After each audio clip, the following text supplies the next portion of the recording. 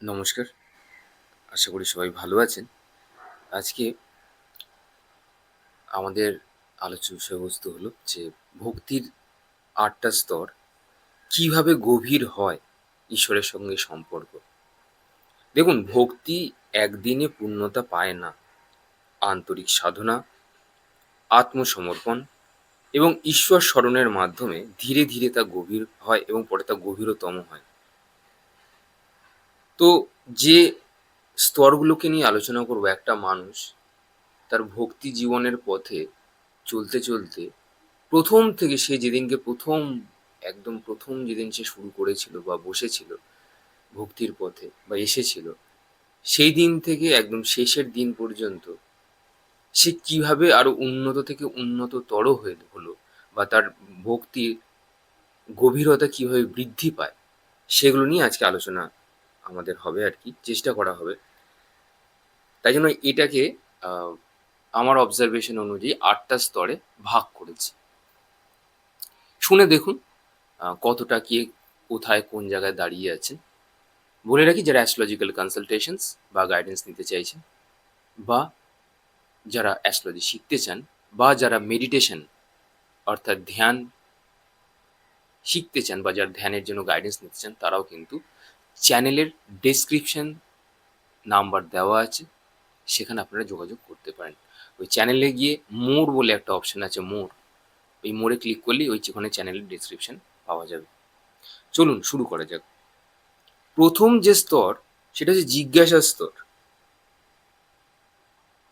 মানে ব্যাপারটা হলো, প্রথমেই কিন্তু যারা ভক্তির পথে আসে দু ধরনের মানুষ হয়। এক হচ্ছে যারা ছোটবেলা থেকেই ঈশ্বরকে ভালোবাসে, মানে তার ভালো লাগে, কৃষ্ণকে ভালো লাগে, তার শিবকে ভালো লাগে, বা কালীকে ভালো লাগে। কিন্তু অনেক মানুষ আসে বাটাম খেয়ে, মানে সবাই, আত্মীয় পরিজন যারা আছে সবাই তাকে ছেড়ে দিয়ে চলে গেছে, কাজ চলে গেছে, জীবনটা যেন একটা অন্ধকার কুঠুরির মধ্যে এসে থমকে দাঁড়িয়ে আছে। এই যখন দাঁড়িয়ে যায়, সবাই যখন হাত ছেড়ে দেয়, তখন এক অদৃশ্য হাতের খোঁজে এই ব্যক্তি ভক্তির পথে চলা শুরু করে। প্রথমেই তার প্রশ্ন জাগে, ১ নম্বর পয়েন্ট, জিজ্ঞাসা স্তর। প্রথম যে স্তর, সে জিজ্ঞাসা করে, ঈশ্বর কে? আমাদের জীবনের আসল উদ্দেশ্য কি? ঈশ্বর কোথায় থাকে? উনি কি আমাদের কি দেখতে পান? উনি কি আমাকে রক্ষা করতে পারবেন? আচ্ছা, যদি তাই হয়, তাহলে আমি ঈশ্বরের দর্শন কিভাবে পাবো? যেই মুহূর্তে বা যেদিন এই ব্যক্তি বলল যে আমি ঈশ্বরের দর্শন কিভাবে পাবো, সমস্ত প্রশ্নের পরে এই যে জিজ্ঞাসা স্তর, সেদিন থেকে তার জার্নি শুরু হয়, এক নতুন অধ্যায়, এক নতুন যাত্রাপথের সৃষ্টি হয়। এই যে তার মধ্যে প্রশ্ন যে জাগলো, আমি কি তার দর্শন পাবো? সে কি আমার কথা শুনবে? এই যে জিজ্ঞাসা, এখান থেকে ভক্তির সূত্রপাত। পরের যে স্তরটা বলবো সেটা হচ্ছে শ্রবণের স্তর। শ্রবণ মানে শোনা। যেদিনকে এই ব্যক্তিটির মনে হলো যে আমি কি ঈশ্বরের দর্শন পাবো, এটা জানার পরে সে ঈশ্বরকে খুঁজতে আরম্ভ করে। কোথায়? সে ঈশ্বরকে খুঁজতে আরম্ভ করে শাস্ত্র দিয়ে, অর্থাৎ শাস্ত্রের বই পড়ে, শুনে, সাধুসঙ্গ করে, সঙ্গীত করে, নাম কীর্তন করে, ঈশ্বরের যে লীলা কথাগুলো যেগুলো বিভিন্ন জায়গাতে বলে কথাবাচকরা, সেগুলো তার শুনতে ভালো লাগে। ঈশ্বরের নাম বিভিন্ন দিন ধরে আপনি যদি শুনতেই থাকেন, এই ভক্তি না, ভক্তির রস, অর্থাৎ আমাদের যে হৃদয়, সেখানে, সেই হৃদয় চক্রে সেখানে কমল ফুলতে থাকে, মানে সেখানে অত্যন্ত সরসতা দেখা যায়, সেখানে সেখানে রসের বোধের জন্ম নেয় ঈশ্বরের প্রতি, এবং হৃদয় আরো ধীরে ধীরে না কোমল হতে আরম্ভ করে। যারা না খুব ভক্তিবাদী হয়, বা যারা ভক্তির পথে চলে, যারা ঈশ্বরকে ভক্তি করে, তাদের হৃদয় না তারা খুব সাদামাটা মানুষ হয়। এবার আমি, ভক্তি মানে ডিভোশন অর্থাৎ অনাহত চক্র, অনাথ চক্রতে কটা পাপড়ি থাকে? 12টা পাপড়ি থাকে। এবার সবার কিন্তু এই 12টা পাপড়ি কিন্তু ফোটে না। অনেকের একটা পাপড়ি, মানে একটা পাপড়ি কি দুটো পাপড়িতে যখন কোনো ব্যক্তির ফোটে, তখন যে সবে অনাহত চক্রতে এলো, মানে সে ডিভোশন কি এটা জাস্ট জানার চেষ্টা করছে, তখন সেই ব্যক্তি জিজ্ঞাসা স্তরে রয়েছে। আস্তে আস্তে যত পাপড়িগুলো ডেভেলপ করতে করতে মোটামুটি 8টা 9টার দিকে চলে যায়, তখন তার হৃদয় কোমল হতে শুরু করে। তখন তার শাস্ত্র কথা শুনতে ভালো লাগে, সাধু সঙ্গ করতে ভালো লাগে, ঈশ্বরের কথাবার্তাগুলো শুনতে, ঈশ্বরের লীলা কথা, নাম কীর্তন। ধরুন কারো শিবকে ভালো লাগে, সে খুব পরিমাণে শিব শিব পুরাণ পড়াশোনা করছে। তারপরে শিবের যে সমস্ত ক্রিয়া বা সাধনার যে বইগুলো আছে সেগুলো সে পড়া আরম্ভ করেছে। শিবের কিছু কথাবার্তাগুলো শোনা আরম্ভ করেছে, তার কি কি উপদেশগুলো রয়েছে। তো আস্তে আস্তে তার মনের মধ্যে সে জায়গা করে দিচ্ছে অটোমেটিক। তো প্রথমে হলো জিজ্ঞাসা স্তর, জিজ্ঞাসার পরে হলো শ্রবণের স্তর। তৃতীয় নম্বর পয়েন্ট হচ্ছে গিয়ে স্মরণের স্তর, অর্থাৎ স্মরণ করা, রিকলিং ইংলিশে। মানে দিনের এই যে ঈশ্বরের নাম কথা, এই যে শ্রবণের স্তরের পরে আমি রেখেছি এটাকে স্মরণের স্তর, তার কারণ হচ্ছে এই যে ঈশ্বরের যে এই যে নাম গান যে শুনছে, বা ঈশ্বরের এই যে কথাগুলো যে শুনছে, ভালো ভালো কথাগুলো, যে আমার ঈশ্বর আমার প্রভু কত কত না লীলা করে গেছে। হ্যাঁ, এটা হওয়ার পরে তার মনের মধ্যে এই যে হৃদয় যে কোমল হয়ে উঠছে দিনের পর দিন, ওইগুলো শুনে শুনে শুনে শুনে, ভালো কথা শুনে ঈশ্বরের নামে, তো ফলে বাকি সময়গুলো তার বড্ড সেই কথাগুলো মনে পড়ে। এখন এখন স্মরণ করছে সে, এবার সে মনে পড়ছে যে আমার ঈশ্বরটা কি করছে, আমার ঈশ্বরটা খেয়েছে তো, আমি খেলাম, সে খেলো তো। আচ্ছা, এরকমটা তো হতে পারে, ঈশ্বরকে সবসময় যদি আমার কাছে রেখে দিই কেমন হয়? এই প্রথম ঈশ্বরের কথা মনে পড়তে পড়তে এই ব্যক্তি নাম জপ করা শুরু করে। প্রার্থনা হয়ে ওঠে তার জীবনের অংশ। অর্থাৎ ঘুমে, শুয়ে, সে যখন টয়লেটে যাচ্ছে তখনও সে ঈশ্বরের কথা কিন্তু ভুলতে পারছে না।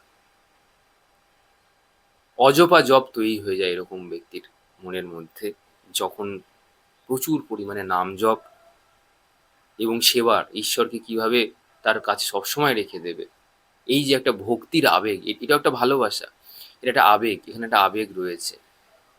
সাধারণ মানুষকে যদি আপনি কাছে রেখে দিতে চান, সে আপনাকে ব্যথা, গুঁতো, ঘুষি, ঠেলা এগুলো দেবেই। কিন্তু ঈশ্বর এত করুণাময়, ওনার কাছ থেকে কিন্তু আপনি ব্যথা পাবেন না। উনি আপনাকে ছেড়েও যাবে না। মানে মজার কথা হলো এই, আপনি যতক্ষণ না তাকে ছেড়ে দিয়ে চলে যাচ্ছেন, উনি কিন্তু আপনাকে ছেড়ে দিয়ে যাচ্ছেন না। মানে ওনার ঈশ্বরের থেকে বড় কেউ হতে পারে না। তখন এই ব্যক্তি সব সময় তার স্মরণ করে। এই জন্য এটাকে 3 নম্বর পয়েন্টে রেখেছি। 8টা স্তরের মধ্যে 3 নম্বর স্তর হচ্ছে এটা, যে সবসময় তার কথা মনে পড়ছে। যেরকম ভালোবাসলে যে প্রেমিক প্রেমিকার কথা মনে পড়ে, দেখবেন খুব পরিমাণে, আমার প্রেমিক কি করছে বা আমার প্রেমিকা কি করছে, এখন এখন সে খাচ্ছে কি না, সে কোথায় গেছে, 25 বার আপনারা জিজ্ঞাসা করেন তাদেরকে। যারা কম বয়সী তারাই করে খুব বিশেষ। এবার আমার জানা নেই বড়রা কারা করে। তো যাই হোক, বড়দের উচিত এখন ঈশ্বরকে স্মরণ করা, অর্থাৎ 3 নম্বর পয়েন্টে থাকা, খুব পরিমাণে নাম জপ করা। তো ঈশ্বরের কথা দিন রাত্রি তাদের মনে পড়ে এরকম ব্যক্তির। পরের পয়েন্টটা বলেছি সেবার স্তর, 4 নম্বরটা কেন? এই যখনই ঈশ্বরের নাম জপ খুব পরিমাণে হবে না, আপনার হৃদয় তো কোমল হয়ে যাবেই, তখন আপনি কি মনে করবেন জানেন? মানে আপনি যে কাজগুলো করছেন সবই আপনি ঈশ্বরের কাজ করছেন। অর্থাৎ নিজের স্বার্থের বাইরে গিয়ে মানুষ, প্রকৃতি ও ঈশ্বরের সেবায় আনন্দ অনুভব হয়। সেবাই হয়ে ওঠে প্রকৃত সাধনা। এই যে বিবেকানন্দ বলেছিল না, শিব জ্ঞানে জীব সেবা করতে, এটা কোথা থেকে গেছে? ভক্তি না থাকলে কোনোদিন সম্ভব? বলছি শিবকে মনে করে আমি শিবের শিবের সেবা করছি, তাই এই সমাজের জন্য আপনি যা কিছু করছেন, তাই শিব জ্ঞানে জীব সেবার মতো। শিব, আপনি মনে করুন আপনি শিবকে সেবা করছেন, বা আপনার যে ঈশ্বর আছে তাকে আপনি সেবা করছেন। অর্থাৎ নিজের চাওয়া পাওয়া যেগুলো আছে সেই গণ্ডিগুলোকে পেরিয়ে এসে আপনি যদি কোনো একটা কাককেও যদি খেতে দিচ্ছেন, আপনি মনে করছেন আমার শিব ঠাকুরকে আমি দিচ্ছি খেতে। আপনি শিব ঠাকুরকে দিচ্ছেন খেতে, আপনি কালীকে দিচ্ছেন খেতে, আপনি আপনার কৃষ্ণ বা গোপালকে আপনি দিচ্ছেন খেতে। মানে এখানে না, এই যে স্তর, এটা না খুব পিওরেস্ট ফর্ম, অত্যন্ত পিওর। মানে অনাহত চক্র যখন প্রায় 11টা পাপড়ি, যখন 10টা থেকে 11টা, টোটাল 12টা পাপড়ি থাকে, তো 10টা 11টার যখন মাঝখানে যখন চলে আসে, তখন এরকম ব্যক্তি এরকম হয়ে যায়, সেবার স্তর ফুটে যায় তার মধ্যে। শিব জ্ঞানে জীব সেবা যেটাকে বলে, মানে সে যাই কাজ করছে না কেন আমার ঈশ্বরের জন্য করছে, এটা ঈশ্বর জানেন। কোনো তার জীবনে অঘটন হলো, ও ঈশ্বরের জিনিস, ঈশ্বর দিয়েছেন, ঈশ্বর নিয়ে নিয়েছেন, সব ভালো হয়ে যাবে। আপনার আপনার ভাগ্য অব্দি ভালো হয়ে যাবে। যেই মুহূর্তে আপনি এটা বললেন না যে ঈশ্বরের জিনিস সে দিয়েছে, সেই নিয়ে নিয়েছে, সে তার জিনিস সে দিয়েছে, সেই নিয়ে নিয়েছে, আপনার সব ভালো হয়ে যাবে। আপনার শনি ভালো হয়ে যাবে, গুরু ভালো হয়ে যাবে, বরুণও ভালো হয়ে যাবে, আপনি সবই পাবেন জীবনে। যেই মুহূর্তে আপনি বললেন তার জিনিস সেই নিয়ে নিয়েছে। পরে আরেক রকমের আছে, পরের পয়েন্টগুলো বিশ্বাসের স্তর। বিপদ যখন আসে তখনই মানুষ বলে, দূর বাবা, ঈশ্বর আমাকে এখন সাহায্য করছে না। আপনি এখনো বিশ্বাস করে উঠতে পারেন না, আপনার অনাহত এখন উইক আছে, আপনার অনাহত চক্র এখন অব্দি উইক আছে, দুর্বল আছে। এই যে সেবার স্তরের পরের স্তর হচ্ছে বিশ্বাসের স্তর। আপনার পরীক্ষা হবে, আপনার চারপাশে যেই মুহূর্তে আপনি শিবের সাধনা করতে বসলেন বা যে কোনো সাধনা করছেন, কৃষ্ণ সাধনা করছেন বা কৃষ্ণকে ডাকছেন, আপনার চারপাশের পরিবেশ কিন্তু অনেক জটিল হবে, আপনাকে অভাব অনটনের মধ্যে দিয়েও যেতে হতে পারে। কেন? কেন কেন যেতে হবে? কারণ এটা হচ্ছে পরীক্ষা, বিশ্বাসের স্তর। আপনি বিশ্বাস করেন আদৌ, নাকি নাটকবাজি চলছে? নাকি নাটকবাজি চলছে? ঈশ্বর আপনার পদে পদে টেস্ট নেবে। এবার আমি দেখবো বেটা আমাকে কত ভালোবাসে, বা এই বেটি আমাকে কত ভালোবাসে, আজকে আমি দেখবো। যেই মুহূর্তে আপনি ছেড়ে দিলেন না, ও আমার ঈশ্বরের জিনিস ঈশ্বর দিয়েছে, ঈশ্বরই নিয়ে নিয়েছে, আবার যদি কোনো রকম বিপদ আসে, আপনি আপনার যেটা ইচ্ছা সেই সময় হয়তো পূরণ হচ্ছে না, তা আপনি বলছেন যে এই সময় আপনার দু রকমের মানুষ আছে। এই সময় একটা মানুষ বলতে পারে কেন হচ্ছে না কে জানে, আর একটা মানুষ বলতে পারে আমার জন্য যেটা ভালো হচ্ছে ঈশ্বর সেটাই করছে, আমার সবকিছুই ভালো হচ্ছে, ঈশ্বর আমাকে দিচ্ছে না তার মানে এর পেছনে অনেক বড় কারণ আছে, এটা তার মানে আমার জন্য নয়, আমার জন্য শ্যুট করবে না, আমার পক্ষে যেটা শ্যুট করবে সেটাই ঈশ্বর আমাকে দেবেন এবং প্রদান করবেন। তো আমার সাথে সবকিছু ভালোই করছে, মানে কারো যদি কাজও চলে যায় সে বলছে ভালোই হয়েছে, ঈশ্বর আমাকে ঈশ্বর চাইনি, ওখানে থাকলে হয়তো আমার আরো বেশি খারাপ হতে পারতো। আমার বিয়ে হচ্ছে না, তখন আমার এখানে হয়তো বিয়ে করলে হয়তো আমার ডাইভোর্স হতে পারতো, বা আমার মানসিক কোনো যন্ত্রণা আমাকে ভোগ করতে হতে পারতো, তাই হয়তো হচ্ছে না। ঈশ্বর যা করছেন আমার জন্য খুব খুব ভালো করছেন, আমি চাই ঈশ্বর তুমি আরো বেশি করে করো, তোমার জিনিস তুমি যা খুশি করো। এই যে বিশ্বাস, যেই মুহূর্তে এই বলা, অমনি তার গ্রহ নক্ষত্র পুরো পরিবর্তন হয়ে গেল। কি প্রারব্ধে প্রারব্ধে কি লেখা আছে সব নিয়ে, কুষ্ঠি নিয়ে কুটি কুটি করে জলে ফেলে দেবে। যার সারেন্ডার এত বড়, যে বলছে যে আমার ঈশ্বর আমাকে এখন এটা করতে না করছে, কারণ এখানে গেলে আমার বিপদ হবে এই কাজটা করলে পরে, তাই জন্য উনি আমাকে করতে দিলেন না। হিলিং এই ম্যানিফেস্টেশন হয়ে যাচ্ছে, এই ব্যক্তিকে আপনি নেগেটিভ করতেই পারছেন না, আপনি এই ব্যক্তিকে নেগেটিভ করতেই পারবেন না। এই যে স্তরটা যে পেরোবে, তারপরেই কিন্তু আসবে মেন স্তর, 6 নম্বর স্তর, আত্মসমর্পণের স্তর। এই যে এত বিশ্বাস আপনি দেখালেন, এই যে এত বিশ্বাস আপনি প্রমাণ করলেন, নিজের কাছে নয় ঈশ্বরের কাছে,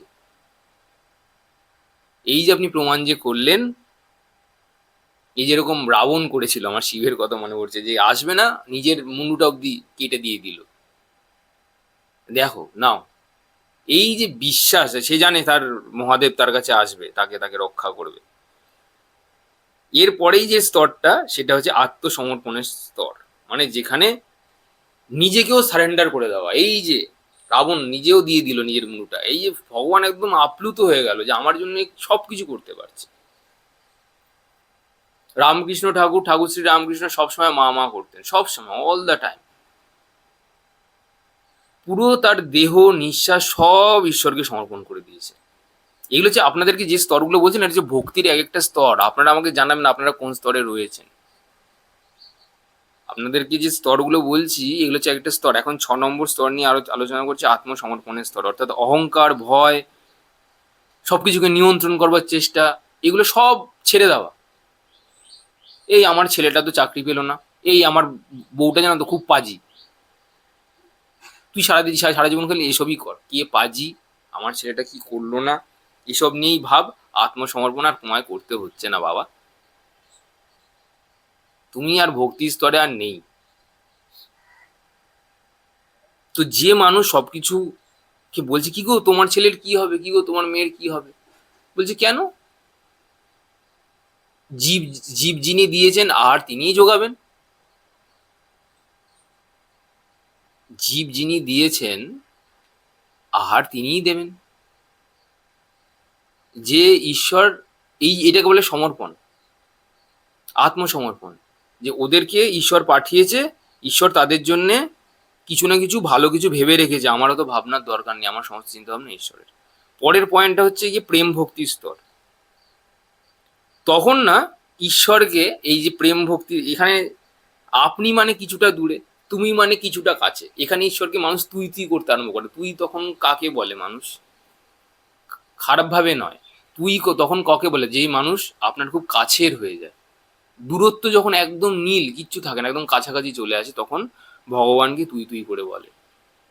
প্রেম ভক্তির মেন স্তর তখন, মানে কি বলে, মানে দূরের তখন আর থাকে না ঈশ্বর, ঈশ্বর একদম কাছে চলে আসে, এটাও একটা স্তর। এবার আপনারা বুঝে নিন।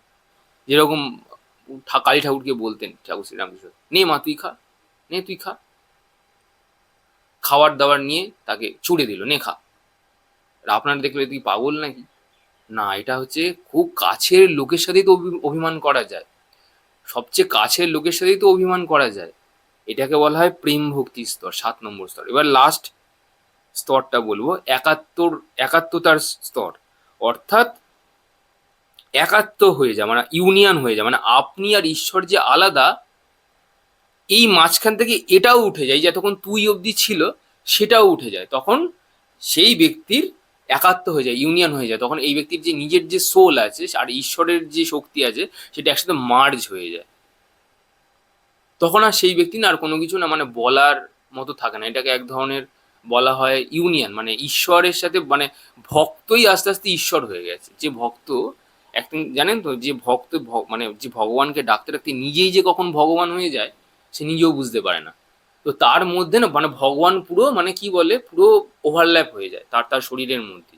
এই যে ঠাকুর শ্রীরামকৃষ্ণ কালী ঠাকুরকে ডাকতে ডাকতে নিজেই যে কখন ভগবান হয়ে গেছে, সেটা উনিও কিন্তু কোনোদিন হয়তো সেভাবে বুঝতে পারেননি। উনি একজন ছিলেন ভক্ত, ভক্ত থেকে উনি ভগবান আছে, ঠাকুর শ্রীরামকৃষ্ণ ওনাকে বলা হয়। বামাখ্যাপাকে দেখুন, উনি ভগবান হয়ে গেছে, ভক্ত একজন ভগবান হয়ে গেছে। ভগবানকে ডাকতে ডাকতে নিজেই যে কখন ভগবান হয়ে যায় একটা সাধারণ মানুষ, সেটা খুব, তখন আমরা তাকে বলি অসাধারণ অবতার। সত্যিই তাই, সবাই তো পারে না, এই যে একাত্মতার স্তরে এসে সবাই পারে না, অবতাররাই পারে। বিভিন্ন গুড কোয়ালিটি যে সোলগুলো আছে এরাই একমাত্র পারে। আশা করি আপনাদেরকে আমার যতটুকু ক্ষুদ্র প্রয়াসে এই সমস্ত স্তর কোথাও আপনারা পাবেন না কোনো জায়গাতে।